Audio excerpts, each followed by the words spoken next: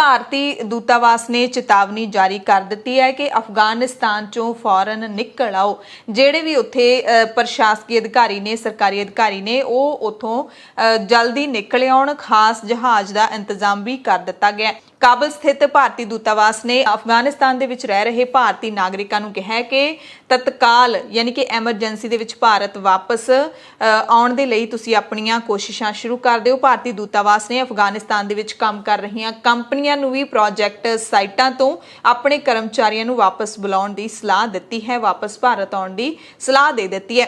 ਅਫਗਾਨਿਸਤਾਨ ਦੇ ਮਜ਼ਾਰ-ਏ-ਸ਼ਰੀਫ ਸਥਿਤ ਭਾਰਤੀ ਕੌਂਸਲੇਟ ਨੇ ਜਾਣਕਾਰੀ ਦਿੱਤੀ ਹੈ ਕਿ ਮੰਗਲਵਾਰ ਸ਼ਾਮ ਨੂੰ ਇੱਕ ਖਾਸ ਜਹਾਜ਼ ਹੈ ਜਿਹੜਾ ਉਹ ਨਵੀਂ ਦਿੱਲੀ ਲਈ ਰਵਾਨਾ ਹੋ ਰਿਹਾ ਹੈ। ਯਾਨੀ ਕਿ ਜਿਹੜਾ ਅਫਗਾਨਿਸਤਾਨ ਹੈ ਉੱਥੋਂ ਨਵੀਂ ਦਿੱਲੀ ਵਾਸਤੇ ਮੰਗਲਵਾਰ ਸ਼ਾਮ ਨੂੰ ਜਹਾਜ਼ ਰਵਾਨਾ ਹੋਇਆ। ਮਜ਼ਾਰ-ਏ-ਸ਼ਰੀਫ ਅਤੇ ਇਸ ਦੇ ਆਸ-ਪਾਸ ਮੌਜੂਦ ਭਾਰਤੀ ਨਾਗਰਿਕਾਂ ਨੂੰ ਖਾਸ ਜਹਾਜ਼ਾਂ ਰਾਹੀਂ ਦਿੱਲੀ ਲਈ ਰਵਾਨਾ ਹੋਣ ਦੀ ਬੇਨਤੀ ਕੀਤੀ ਗਈ ਹੈ। ਮਜ਼ਾਰ-ਏ-ਸ਼ਰੀਫ ਸਥਿਤ ਭਾਰਤੀ ਕੌਂਸਲੇਟ ਨੇ ਆਪਣੇ ਇੱਕ ਟਵੀਟ ਦੇ ਵਿੱਚ ਕਿਹਾ ਕਿ ਖਾਸ ਜਹਾਜ਼ਾਂ ਰਾਹੀਂ ਨਵੀਂ ਦਿੱਲੀ ਜਾਣ ਵਾਲੇ ਭਾਰਤੀ ਨਾਗਰਿਕਾਂ ਨੂੰ ਤੁਰੰਤ ਆਪਣਾ ਪੂਰਾ ਨਾਮ, ਪਾਸਪੋਰਟ ਨੰਬਰ ਅਤੇ ਮਿਆਦ ਪੁੱਗਣ ਦੀ ਆਖਰੀ ਤਰੀਕ ਦੀ ਜਾਣਕਾਰੀ ਯਾਨੀ ਕਿ ਪਾਸਪੋਰਟ ਦੀ ਐਕਸਪਾਇਰੀ ਡੇਟ ਦੀ ਜਾਣਕਾਰੀ 2 WhatsApp ਨੰਬਰਾਂ ਤੇ ਦੇਣੀ ਚਾਹੀਦੀ ਹੈ। ਤੁਰੰਤ ਤੁਸੀਂ ਦਿਓ। ਜਿਹੜੇ ਵੀ ਅਫਗਾਨਿਸਤਾਨ ਦੇ ਵਿੱਚ ਭਾਰਤੀ ਵਸ ਰਹੇ ਨੇ ਉਹ 2 ਨੰਬਰ ਨੋਟ ਕਰ ਲੈਣ, 0785 891 303 ਤੇ 0785 891 301।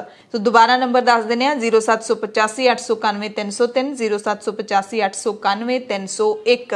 सो इन्हां नंबरां ते तुसीं अपने पासपोर्ट की जानकारी है जिहड़ी ओह दे सकते हो। तो इस तो बाद भारतीय दूतावास ने एक व्यापक सुरक्षा सलाहकार यानी कि एडवाइजरी भी जारी की है, जिहदे विच भारतीय नागरिकां नूं जल्द तो जल्द भारत वापस परतन की सलाह दी गई है ਜਿਹੜੇ ਵੀ ਅਫਗਾਨਿਸਤਾਨ ਦੇ ਵਿੱਚ ਰਹਿੰਦੇ ਨੇ। ਸੋ ਅਫਗਾਨਿਸਤਾਨ ਦੇ ਵਿੱਚ ਹਾਲਾਤ ਇਸ ਕਦਰ ਜਿਹੜੇ ਖਰਾਬ ਹੋ ਗਏ ਨੇ ਕਿਉਂਕਿ ਉੱਥੇ ਤਾਲਿਬਾਨ ਅਤੇ ਅਫਗਾਨੀ ਫੌਜਾਂ ਦੇ ਵਿਚਾਲੇ ਯੁੱਧ ਹੈ ਜਿਹੜਾ ਉਹ ਖਤਮ ਨਹੀਂ ਹੁੰਦਾ ਦਿਖਾਈ ਦੇ ਰਿਹਾ, ਥੰਮਦਾ ਵੀ ਨਹੀਂ ਦਿਖਾਈ ਦੇ ਰਿਹਾ। ਤਾਲਿਬਾਨ ਅੱਗੇ ਦੀ ਅੱਗੇ ਵੱਧਦਾ ਜਾ ਰਿਹਾ ਹੈ ਜਦੋਂ ਤੋਂ ਅਮਰੀਕਾ ਨੇ ਆਪਣੇ ਫੌਜੀ ਵਾਪਸ ਬੁਲਾਉਣੇ ਸ਼ੁਰੂ ਕੀਤੇ ਨੇ।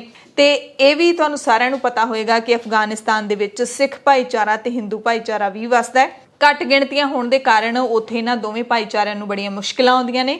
ਸੋ ਜਿਹੜੇ ਵੀ ਸਿੱਖ ਭਾਈਚਾਰੇ ਤੇ ਹਿੰਦੂ ਭਾਈਚਾਰੇ ਦੇ ਲੋਕ ਨੇ ਜਾਂ ਜਿਹੜੇ ਵੀ ਭਾਰਤੀ ਉੱਥੇ ਮੌਜੂਦ ਨੇ ਉਹਨਾਂ ਸਾਰਿਆਂ ਨੂੰ ਅਸੀਂ ਵੀ ਅਪੀਲ ਕਰਦੇ ਹਾਂ ਕਿ ਉਹ ਜਲਦੀ ਮੁਲਕ ਵਾਪਸ ਪਰਤ ਆਉਣ। ਵਿਸ਼ੇਸ਼ ਜਹਾਜ਼ਾਂ ਦੇ ਲਈ ਤੁਸੀਂ ਇਹਨਾਂ ਨੰਬਰਾਂ ਤੇ ਜ਼ਰੂਰ ਸੰਪਰਕ ਕਰੋ।